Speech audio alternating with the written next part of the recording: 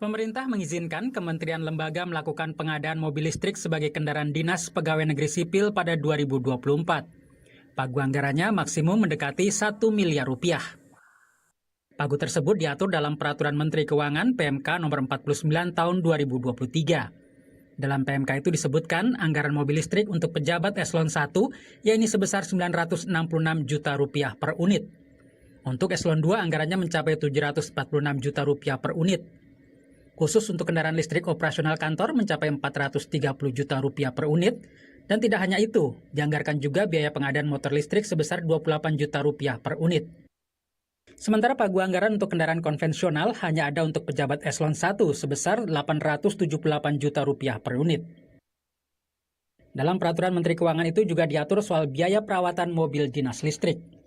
Untuk pejabat eselon 1 sebesar 11 juta rupiah per unit per tahun. Pejabat eselon 2 10 juta rupiah per unit per tahun. Jumlah yang sama juga diberikan untuk perawatan kendaraan operasional kantor. Sementara untuk roda 2 biaya perawatan yang disiapkan sebesar 3 juta rupiah per unit per tahun. Sementara biaya perawatan untuk mobil dinas konvensional bagi pejabat negara sebesar 45 juta rupiah per unit per tahun. Sedangkan perawatan untuk mobil non listrik pejabat eselon 1 sebesar 42 juta rupiah per unit per tahun. Direktur Sistem Penganggaran Ditjen Anggaran Kementerian Keuangan, Lisbon Sirait mengatakan, penentuan batas maksimum anggaran kendaraan listrik telah melibatkan preset dan sudah mengikuti harga pasar terkini. Kementerian Keuangan menyebut harga kendaraan listrik dinilai lebih mahal dari kendaraan berbahan bakar fosil, sehingga nilainya juga perlu penyesuaian. Kan kesannya pelapor pagu untuk kendaraan konvensional lebih rendah ya, atau yang listrik lebih tinggi 10%. Tapi sebenarnya bukan karena kita ingin menambah, tapi berdasarkan fakta bahwa harga kendaraan listrik itu ya rata-rata memang di atas kendaraan konvensional ya. Sementara Direktur Center of Economic and Law Studies Celios Bima Yudhistira menilai seharusnya anggaran tersebut dialihkan ke transportasi publik. Ya, kenapa nggak menyuruh misalnya ya banyak pegawai ASN menggunakan transportasi publik. Jadi transportasi publiknya yang didorong untuk dielektrifikasi. Presiden Jokowi sudah menginstruksikan jajarannya mulai menggunakan kendaraan listrik sebagai kendaraan operasional maupun kendaraan dinas perorangan. Tujuannya untuk mempercepat penggunaan kendaraan listrik di dalam negeri. Tim Liputan Kompas TV.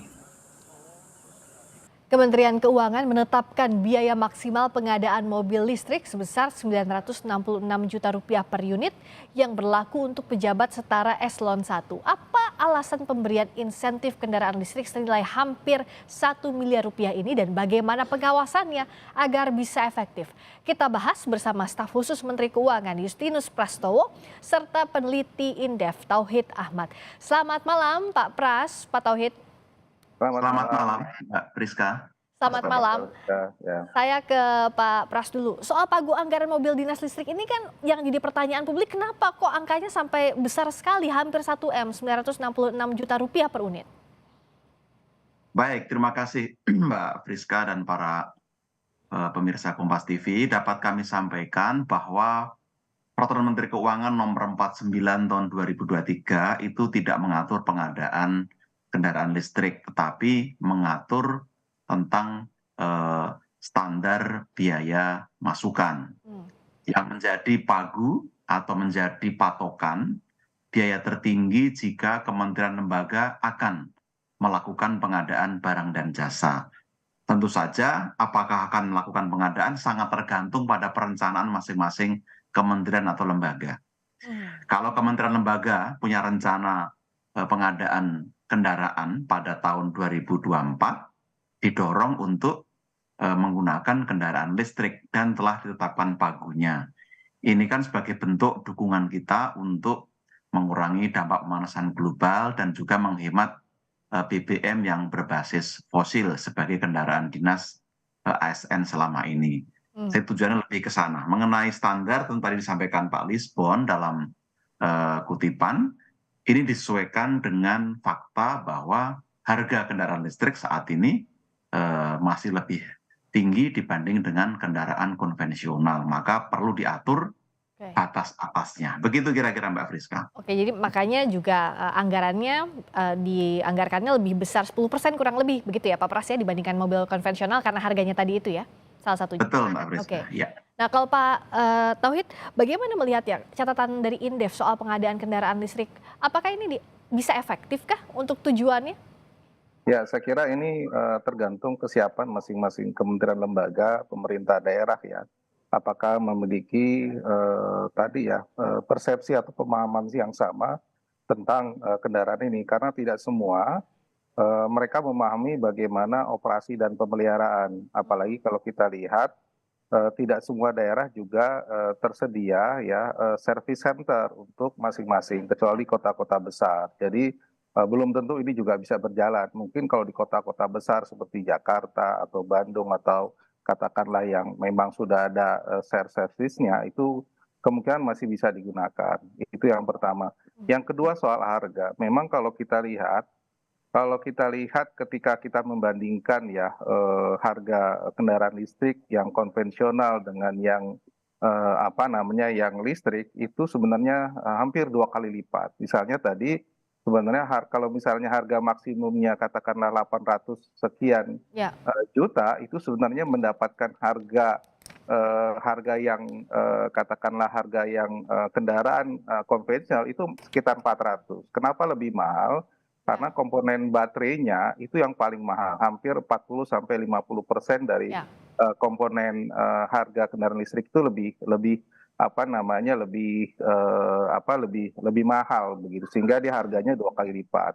Nah, dari perbandingan harga tadi yang 10%, sebenarnya kalau kita lihat nih ya, itu sebenarnya ada downgrade ya dari kendaraan yang digunakan. Kalau boleh cerita ya, Ya, oke. misalnya saat ini katakanlah rata-rata eselon 1, eselon 2 itu menggunakan kendaraan Pajero ataupun menggunakan Pajero Sport terbaru ataupun Fortuner ya. Ya. Ketika dia ke 800 harga kendaraan listrik, sebenarnya itu terjadi penurunan daripada standar Oke. karena dia Harganya lebih lebih rendah, turun ya?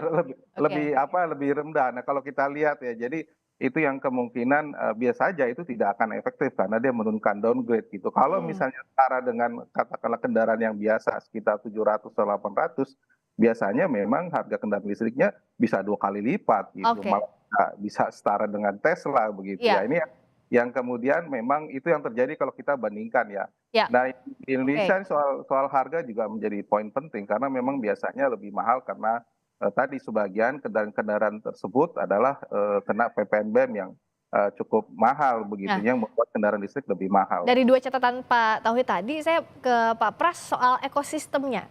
Tadi yang jadi catatan Indef. Ekosistemnya kan belum ready di semua daerah, belum merata begitu. Kalau ini dikedepankan, pada pelaksanaan nanti akan efektif atau tidak? Atau justru terhambat begitu? Baik, tadi disampaikan oleh Pak Tauhid sangat jelas ya bagaimana kita membutuhkan ekosistem karena belum semua siap.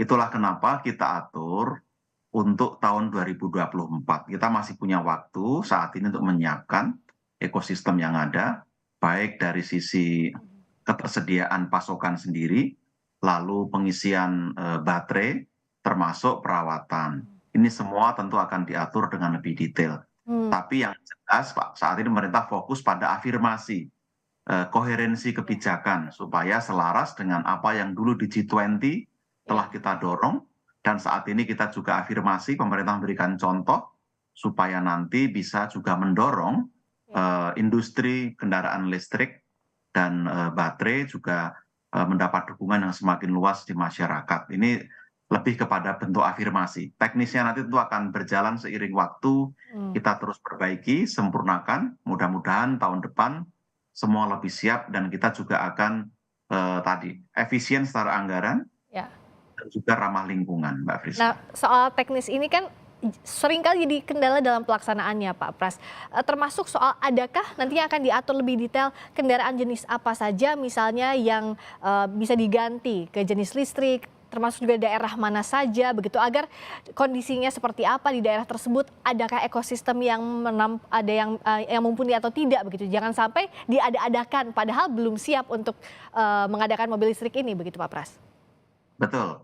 Jadi ini kan kebijakan sebagai platform tentu sangat terbuka ruang bagi penyesuaian nanti dikaitkan dengan kesiapan secara geografis maupun teknis. Ya. Tapi pada prinsipnya ini menjadi acuan supaya tahun depan kita bisa mempersiapkan diri dengan lebih baik. Nah, pengawasannya kalau dari sisi Indef apa yang harus jadi catatan? Agar nanti tidak dalam tataran pelaksanaannya ada problem lagi, masalah lagi, kebijakannya tidak efektif pada akhirnya. Ya, yang pertama adalah tentu saja ini kan kendaraan dinas ya, tentu saja adalah bagaimana karena pada masing-masing kementerian lembaga atau pemerintah daerah tentu harus memahami karakteristik kendaraan listrik, keterbatasan maupun kelebihannya. Misalnya untuk kunjungan ke daerah, katakanlah yang lebih dari 200 kilo harus diperhitungkan, jangan sampai ngisi di jalan tidak bisa dipakai begitu ya, baru mau keluar ke Jawa Tengah ngisinya 4-5 jam begitu. Jadi ini yang kemudian harus berpikir, sementara kalau kita lihat di daerah-daerah yang tadi katakanlah geografinya jauh dan butuh waktu lebih lama, mungkin akan kesulitan begitu. Itu yang pertama. Ya. Yang kedua soal tadi ya mengenai pengadaan. Saya kira memang ketika katakanlah proses batas maksimal memang menentukan jenis kendaraan. Jangan sampai itu katakanlah ya justru memang cenderung untuk katakanlah menguntungkan satu brand tertentu. Nah, sekarang kan ada 2 brand yang sudah mendapatkan fasilitas pemerintah untuk insentif atau subsidi mobil listrik ya. Nah, apakah memang itu yang kemudian menjadi acuan ataupun kendaraan lain? Nah, ini yang kemudian juga menjadi informasi yang penting bagi katakanlah pemerintah, terutama KL dan daerah yang kemungkinan akan melakukan proses pembelian. Tapi lebih penting saya juga sepakat bahwa apabila juga bukan hanya untuk kendaraan katakanlah dinas ya, tapi juga kendaraan publik yang bisa digunakan. Saya kira juga harus dikeluarkan seperti bus, katakanlah kendaraan yang bisa digunakan untuk angkutan umum dan sebagainya, yang menurut saya itu juga perlu dibantu untuk bisa digunakan oleh daerah dan juga oleh katakanlah masyarakat. Gini kan banyak bantuan yang diberikan kendaraan, tetapi saya kira itu jauh lebih penting untuk masyarakat luas begitu. Nah, tadi menarik yang jadi catatan Indef, harus detail dipikirkan begitu seperti yang tadi disampaikan Pak Pras. Sebenarnya kalau secara harga kan kalau kita fair berpikir ya ini lebih rendah harganya seperti tadi Indef bilang juga. Tapi dalam penyediaan ekosistemnya dalam waktu singkat ini mungkinkah dikejar, Pak Pras? Ya, tentu saya sampaikan tadi ini nanti akan situasional, tergantung pada kesiapan, tapi kita berupaya optimal untuk menuju ke sana. Bahwa ini bertahap cukup pasti iya. Tetapi memang kita perlu afirmasi lebih awal agar kita juga lebih siap untuk menerapkan ini secara nasional. Maka dalam Kem PPKF 2024 yang sekarang sedang di paripurna dan nanti akan dibahas bersama DPR, kita akan bahas bersama secara lebih komprehensif bagaimana afirmasi pada kebijakan kendaraan listrik ini lebih holistik, artinya dari sisi pasokan, lalu dari sisi detailnya seperti apa, termasuk nanti bagaimana roadmap atau peta jalan dalam implementasi secara nasional, Mbak Friska. Dan ada 189.000 kendaraan dinas ya datanya DJKN, Pak Pras. Bagaimana nanti target tahapnya untuk dialihkan ke kendaraan listrik? Sudahkah jangka panjang difikirkan soal itu? Kami rasa kita belum sampai sedetail itu, tapi ini sedang disiapkan. Nanti seiring dengan pembahasan bersama DPR, kita akan diskusikan bersama kementerian lembaga terkait kesiapan ini, dan nanti kita bisa cermati bersama dalam pembahasan di DPR karena itu dilakukan secara terbuka. Publik juga punya ruang untuk memberikan masukan, kritik, agar kebijakan ini bisa semakin baik. Ya, lebih hemat, lebih murah secara anggaran, tapi harus diikuti ekosistem yang mumpuni juga dan publik bisa memberikan masukan. Itu tadi yang ditegaskan juga ya. Kalau dari Pak Pras, terima kasih atas waktunya. Staf khusus Menteri Keuangan Justinus Prastowo serta peneliti Indef Tauhid Ahmad. Selamat malam Pak Pras, Pak Tauhid. Terima kasih.